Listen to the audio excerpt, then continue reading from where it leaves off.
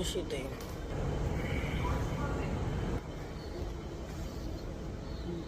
ဘူးငါလည်းအိတ်တော့ရက်တူကိုပါလေးပါရောက်ပါပြီသူကဒီပါချာလေးပါဆိုတော့ဒီကိုတော့မဲ့လေရောင်းလိုက်ဒီမှာလာကြည့်လို့အဲ့ဒါဒီအဲ့ဒီမှာပြထားတဲ့နေရာမှာလာကြည့်လို့ဒီမှာ support airline ကိုလာနေနေဆိုတော့ခေမစင်ပါမယ်ခေတော့ဒီမှာလူရောင်းမရှိသေးဘူးသူကနာဘုံမှာတညအိတ်တာအစင်ပြေလာဆိုပြေးတယ်အောက်ဆုံးတက်မှာတော့အိတ်တော့လူသိမ့်မလျှော့ဘူးအပေါ်ဆုံးတက်ဆိုရင်လူလျှော့မှာ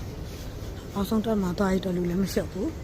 တကယ်လို့ကို online check-in ဝင်ပြီးသားဆိုလို့ရင်တော့လေတခါတည်းအထက်ဝင်လို့ရကို online check-in တခါတည်းလင်းနံပါတ်ယူပြီး boarding pass ယူလိုက်ရင်ရပြီသိလား